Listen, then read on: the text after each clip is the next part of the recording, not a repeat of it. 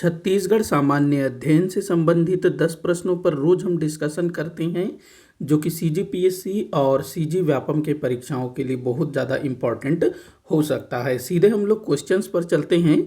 तो आज का पहला क्वेश्चन है, गोधन न्याय योजना किस तिथि को आरंभ किया गया। गोधन न्याय योजना वर्तमान भारतीय राष्ट्रीय कांग्रेस सरकार की बहुत प्रसिद्ध योजना है।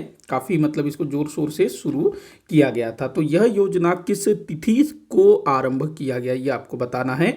तो आप लोगों को याद होगा कि यह जो योजना है गोधन न्याय योजना, इसके तहत क्या किया जा रहा है, जो गोबर है उसको 2 रुपये प्रति किलो की दर से सरकार द्वारा क्रय किया जा रहा है ताकि ग्रामीणों को जो है थोड़ी बहुत आर्थिक सहायता मिल सके।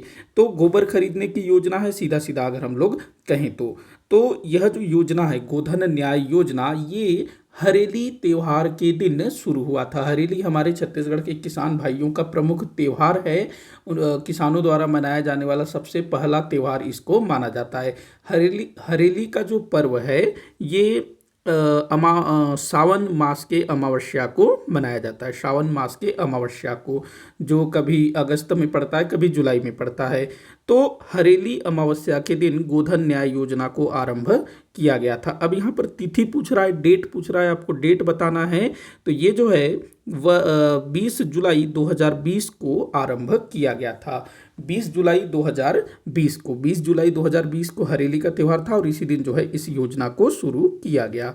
बढ़ते हैं अगले क्वेश्चन की तरफ। अगला क्वेश्चन दिया हुआ है, निम्न कथन को पढ़िए। तो नीचे कुछ कथन दिए हुए हैं। पहला कथन है, छत्तीसगढ़ वन बाहुल्य, विपुल खनिज संपदा से संपन्न व कम जनसंख्या घनत्व वाला प्रदेश है। तो देखिएगा, हमारा जो छत्तीसगढ़ है वन बाहुल्य क्षेत्र है, बिल्कुल सत्य है ये वाला कथन।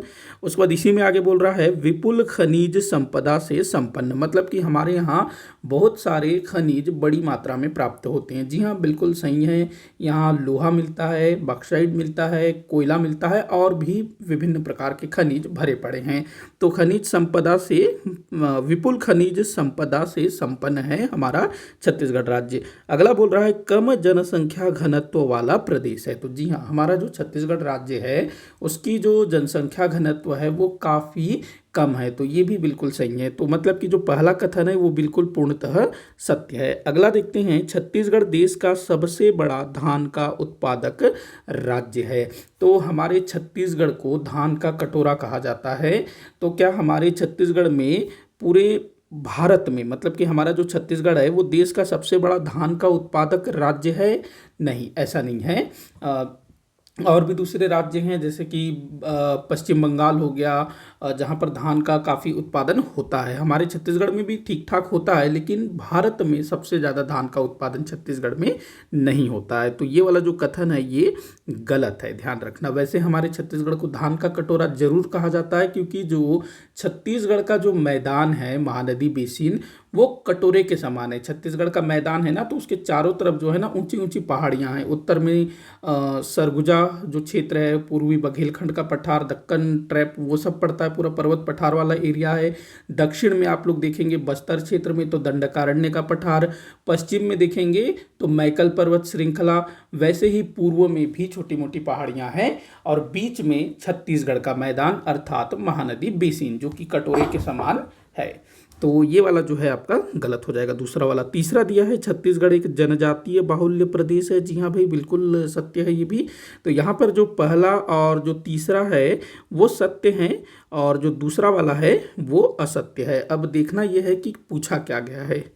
देखते हैं, निम्न में से सही कथन कौन से हैं। तो भाई पहला और तीसरा सही है, तो यहाँ पर आपका आंसर हो जाएगा ब। बढ़ते हैं अगले क्वेश्चन की तरफ। तो अगला क्वेश्चन दिया हुआ है, इस राज्य में स्थापित चौथा शक्कर कारखाना किसके नाम पर है। तो हमारे छत्तीसगढ़ में कुछ वर्ष पहले तक मात्र 3 ही शक्कर कारखाने हुआ करते थे, लेकिन अभी जो है शक्कर कारखाने की संख्या 4 हो गई है और भी शक्कर कारखाने प्रस्तावित हैं। तो जो सबसे पहला सबसे पुराना शक्कर कारखाना है वो कबीरधाम जिले में स्थापित है, जिसका नाम है भोरमदेव शक्कर कारखाना। उसके बाद एक बालोद में है, बालोद में जिसका नाम है माँ दंतेश्वरी शक्कर कारखाना बालोद में।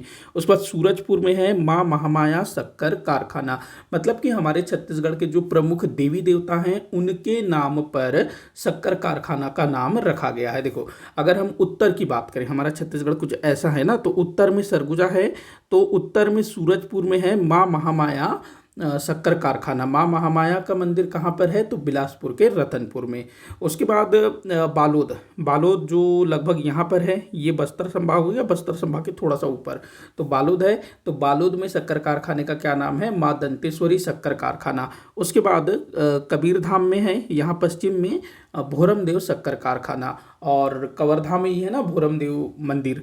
तो इस तरह से जो देवी देवता है उनके नाम पर रखा गया है। तो यहाँ आपसे पूछा जा रहा है कि चौथा शक्कर कारखाना किसके नाम पर है। तो यहाँ पर आप लोगों को थोड़ा सा ध्यान रखना है कि अभी जो चौथा शक्कर कारखाना स्थापित हुआ है कहाँ पर, कबीरधाम जिले में ही। मतलब कि अब जो है कबीरधाम जिले में 2 शक्कर कारखाने हो गए हैं। एक तो सबसे पुराना वाला भोरमदेव शक्कर कारखाना, और दूसरा जो अभी कुछ वर्ष पहले स्थापित हुआ है, और उसका नाम है लौह पुरुष सरदार वल्लभ भाई पटेल शक्कर कारखाना।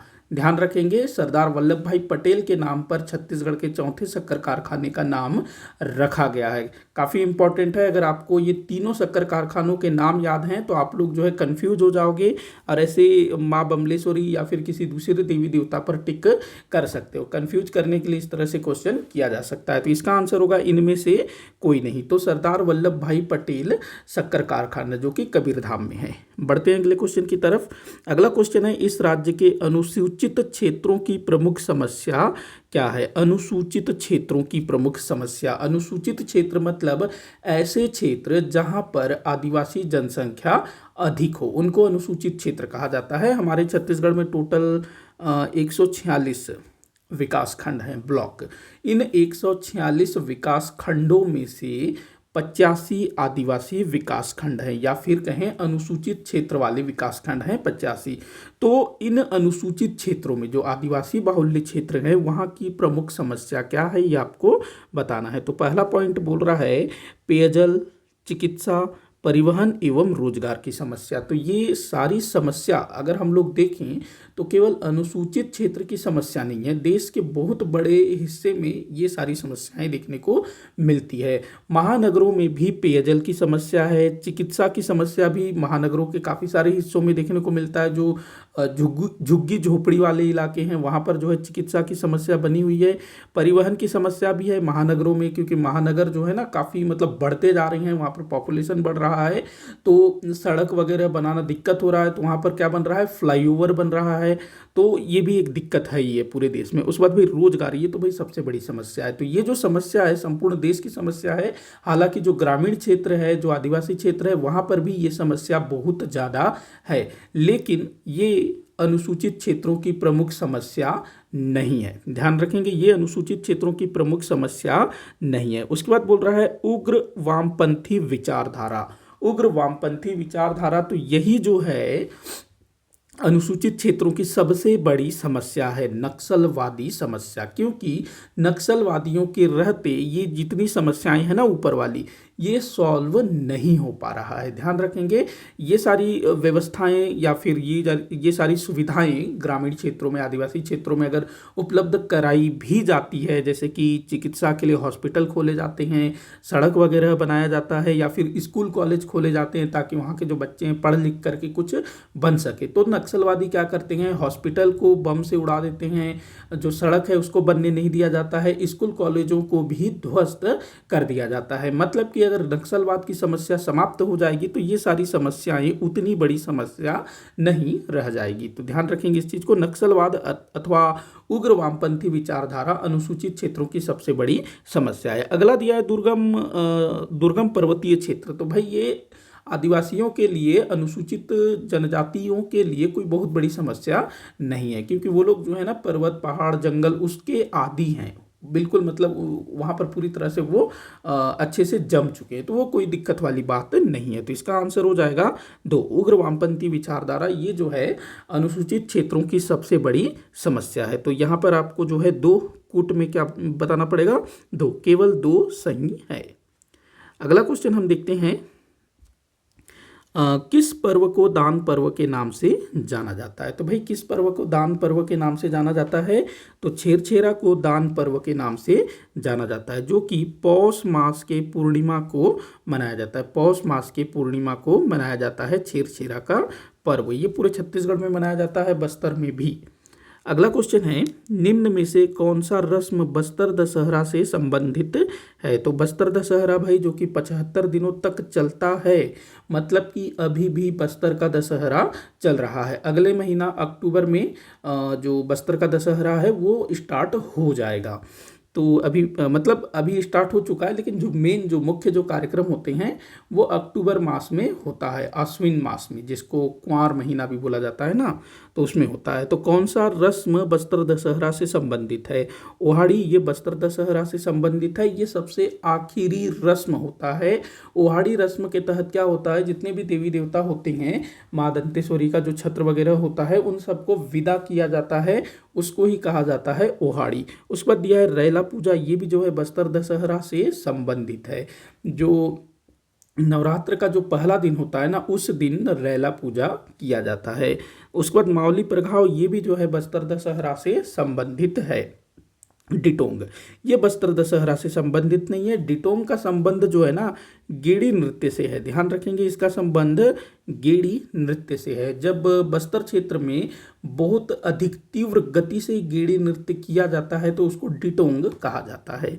तो यहाँ पर 1 2 3 आपका आंसर होगा, 1 2 3 ये आपका आंसर होगा अगला क्वेश्चन देखते हैं, इस राज्य में विशेष पिछड़ी जनजातीय जनसंख्या लगभग कितनी है? विशेष पिछड़ी जनजातीय जनसंख्या ये आपको बताना है।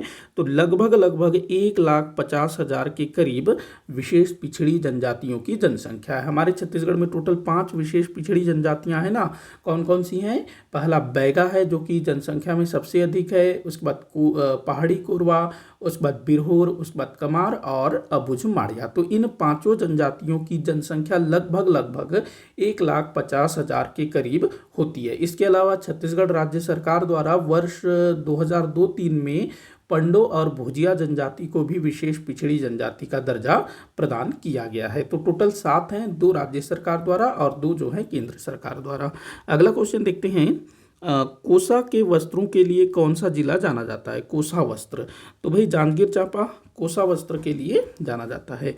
अगला क्वेश्चन है, राम कथा के अनुसार राम के पश्चात छत्तीसगढ़ की प्रशासनिक जिम्मेदारी किसे प्राप्त हुई? मतलब कि सीधा सीधा ये पूछ रहा है कि छत्तीसगढ़ में रामचंद्र जी के उत्तराधिकारी कौन हुए? तो छत्तीसगढ़ का जो प्रदेश है ना वो कुश को प्राप्त हुआ। ध्यान रखना, लव और कुश ये दोनों जो हैं राम जी के पुत्र थे।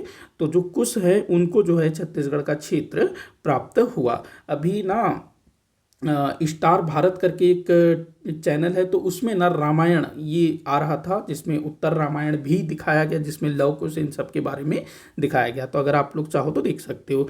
तो कुश को जो है छत्तीसगढ़ का प्रदेश प्राप्त हुआ। अच्छा, जो राजा भानुमंत है ना, ये भगवान श्री रामचंद्र जी के नाना जी थे। राम जी की जो माता थी कौशल्या, उनके पिता थे राजा भानुमंत। मतलब कि राम जी की माता छत्तीसगढ़ की थी। और माता कौशल्या जी का एकमात्र मंदिर वो हमारे रायपुर के चंद्रखुरी में स्थापित है। तो ये भी आप ध्यान में रखेंगे। अच्छा, जो छत्तीसगढ़ प्रदेश कुश को प्राप्त हुआ ना, इसी कारण इस प्रदेश को, छत्तीसगढ़ को कुश स्थली भी कहा जाता है। कुश स्थली, कुश स्थली। तो आपसे कभी पूछा जा सकता है कि कुश स्थली किसे कहा जाता था? तो छत्तीसगढ़ को। अगला क्वेश्चन है जो कि इस वीडियो का आखिरी क्वेश्चन होगा, निम्न कथनों पर विचार करने को बोल रहा है। तो पहला कथन है, आदिवासी समाज में बाल विवाह, पर्दा प्रथा, कन्यावध, वधु मूल्य प्रथा जैसी प्रथाएं प्रचलित है। तो देखिएगा यहाँ पर जो बाल विवाह है ये तो भाई प्रचलन में नहीं है हमारे छत्तीसगढ़ के जनजातियों में। मतलब जितने भी जनजातीय समूह है ना, अधिकतर में बाल विवाह जैसी प्रथा देखने को नहीं मिलती है। कुछ में होगा, लेकिन अधिकतर में जो है बाल विवाह प्रथा नहीं है। जब बच्चे बड़े हो जाते हैं, बालिग हो जाते हैं, तभी जो है विवाह होता है। अमूमन 15, 16, 17 साल की उम्र में ही विवाह हो जाता है। हालांकि अभी हमारे जो सरकार द्वारा जो 18 वर्ष 21 वर्ष इसको बनाया गया है ना बालिग होने का, तो उससे पहले विवाह हो जाता है, लेकिन उसको बाल विवाह नहीं बोला जाएगा, क्योंकि पहले जो बाल विवाह होता था 8-10 साल की उम्र में बाल विवाह होता था, तो वैसे टाइप का विवाह आदिवासियों में नहीं होता है। जब बच्चे 15, 16, 17, 18 साल के हो जाते हैं ना, मतलब शारीरिक रूप से परिपक्व नजर आती हैं, तब इनका विवाह होता है, तो उसको हम बाल विवाह की श्रेणी में नहीं रख सकते, तो इसको ध्यान में रखेंगे। तो बाल विवाह जैसी कुप्रथा कभी भी आदिवासियों में उतना ज़्यादा देखने को नहीं मिलता है। हमारे छत्तीसगढ़ के आदिवासियों में तो नहीं ही देखा जाता है, लगभग 15, 16, 17 साल में विवाह होता है। उसके बाद बोल रहा है पर्दा प्रथा। भाई आदिवासियों में पर्दा प्रथा जैसी कोई भी प्रथा नहीं होती है। पर्दा प्रथा मतलब क्या होता है, आप लोगों ने देखा होगा उत्तर भारत में या फिर राजस्थान में जो महिलाएं होती हैं वो घूंघट लेती हैं, घूंघट पूरे चेहरे को ढक करके रखती हैं, तो वही क्या है, पर्दा प्रथा। तो आदिवासियों में इस तरह की कोई भी प्रथा देखने को नहीं मिलती है। वो अपने चेहरे को नहीं दिखाती हैं, मतलब वे अपने चेहरे को ढक करके नहीं रखती हैं। यहाँ तक कि जो आदिवासी लोग हैं वो कपड़े भी काफ़ी कम पहनते हैं, क्योंकि उनके पास उतने साधन उपलब्ध नहीं होते हैं। हालांकि अभी पहनते हैं, पहले जो है थोड़ा सा नहीं पहनते थे, क्योंकि जंगल में बिल्कुल पुराने जो आदिमानव रहते हैं ना, तो कुछ कुछ उस टाइप से रहा करते थे। लेकिन अभी जो है आदिवासियों में काफ़ी चेंजेस आ रहे हैं, लेकिन अभी भी पर्दा प्रथा जैसी कुप्रथा उनमें नहीं आई है, तो ये प्रथा भी प्रचलन में नहीं है। उसके बाद बोल रहा है कन्यावध। तो हमारे मतलब छत्तीसगढ़ के आदिवासियों में कन्यावध जैसी कोई भी कुप्रथा प्रचलित नहीं थी, मतलब कि कन्या के जन्म को उतना ज़्यादा बुरा नहीं माना जाता है आदिवासियों में। उसके बाद बोल रहा है वधु मूल्य प्रथा। अगर हम बात करें वधु मूल्य प्रथा की, तो जनजातियों में वधु मूल्य की प्रथा प्रचलित है। ध्यान रखेंगे, वधु मूल्य की प्रथा का प्रचलन है, तो यहाँ पर ये प्रचलन में है, लेकिन भाई यहाँ पर जो 3 चीजें हैं ये प्रचलन में नहीं है, तो जो पहला वाला कथन होगा वो गलत हो जाएगा। ध्यान रखना, वधु मूल्य प्रचलन में है, ये आप ध्यान में रखेंगे। बाकी तीनों बाल विवाह, पर्दा प्रथा और कन्यावध जैसी कुप्रथाएं हमारे आदिवासियों में प्रचलन में नहीं है, मतलब हमारे छत्तीसगढ़ के आदिवासियों में ये चीजें नहीं है, लेकिन वधु मूल्य की प्रथा जरूर प्रचलित है। अगला दिया है वधु मूल्य के रूप में नकद रकम लिया जाता है। आदिवासियों में वधु मूल्य के रूप में नकद रकम लिया जाता है, तो ये गलत है। भाई जो आदिवासी हैं वो अभी कुछ वर्ष पहले, कुछ दशक पहले वो जो है मुख्य धारा से जुड़ना शुरू हुए हैं, तो अब वो जो है रुपया पैसा को जान रहे हैं। नहीं तो पहले वो जो है बिल्कुल जंगल में रहते थे, अपने जीवन में मस्त खुश थे, जो भी जंगल से जो वनोत्पाद मिलता था उसी से अपना जीवन यापन करते थे। तो वधु मूल्य के रूप में नकद देने का कोई मतलब ऐसा रिवाज नहीं था। ध्यान रखेंगे, आज भी वधु मूल्य देने की परंपरा है, तो कोशिश किया जाता है कि रकम जो है न दिया जाए, मतलब रुपया पैसा का लेन देन न हो, वो जो है सामान देते हैं, सामग्री। जैसे क्या होता है कि वधु मूल्य के रूप में ना अनाज देंगे, तय होगा, दूल्हा जो वर वधु के जो परिवार वाले हैं आपस में बैठ के तय करेंगे कि जो वर के परिवार वाले हैं वो जो है वधु के परिवार वाले को कुछ सामान देंगे, जैसे कि चावल हो गया, दाल हो गया, सब्जी हो गया, मुर्गा बकरा हो गया, ये चीज़ें तो ये वर के परिवार वाले वधु के परिवार वाले को देते हैं। ध्यान रखना, तो यही क्या है, वधु मूल्य। तो यहाँ पर जो है नकद लेन देन वाला बिल्कुल मतलब नहीं चलता है। हाँ, अभी हो रहा होगा कि भाई हम सामान नहीं दे सकते, दाल चावल नहीं दे सकते, तो आप जो है उसके हिसाब से पैसे ले लो, तो अब होता होगा, लेकिन ये जो है ट्रेडिशन में नहीं था, तो ये भी गलत है। अगला दिया है आदिवासी समाज में महिलाओं को पुरुषों के समान अधिकार प्राप्त हैं, तो ये यहाँ पर सही होगा। देखिए, जो आदिवासी समाज है वहाँ पर महिलाएं पुरुष के साथ कंधे से कंधा मिलाकर के काम करती हैं, खेतों में भी वो काम करती हैं, और घर के जो काम है ना, छोटे मोटे काम जो पुरुष करते हैं उसको भी महिलाएं करती हैं। जबकि हमारे जो जिसको हम सभ्य समाज बोलते हैं उसमें महिलाओं में मतलब पर्दा प्रथा का प्रचलन होता है, कन्यावध का प्रचलन भी होता है, आजकल अभी भी होता है। आप लोगों ने देखा ही होगा, भ्रूण हत्या, हॉस्पिटल में जाकर के पेट में ही बच्चे को मार दिया जाता है ना, तो ये प्रथा तो भाई आज भी चल रही है। बाल विवाह का प्रचलन हालांकि काफ़ी कम हो चुका है, लेकिन ये जो पर्दा प्रथा है, घूंघट वाला प्रथा, वो भी चल रहा है। लेकिन आदिवासियों में जो महिलाएं हैं उनको समान अधिकार प्राप्त है, लगभग। शोषण वहाँ भी होता है लेकिन उतना ज़्यादा नहीं होता है। तो यहाँ पर तीसरा कथन सत्य होगा, तो यहाँ आपका आंसर होगा केवल 3 सही है। इसी के साथ आज का ये वीडियो यहीं पर समाप्त होता है। आप कमेंट करके बताइएगा कि आपसे कितने क्वेश्चन सॉल्व हुए। किसी भी क्वेश्चन में कोई भी डाउट हो तो ज़रूर बताइएगा। वीडियो को जितना हो सके उतना शेयर करिएगा, लाइक करिएगा, चैनल को सब्सक्राइब करिएगा। वीडियो को आखिर तक देखने के लिए बहुत बहुत धन्यवाद।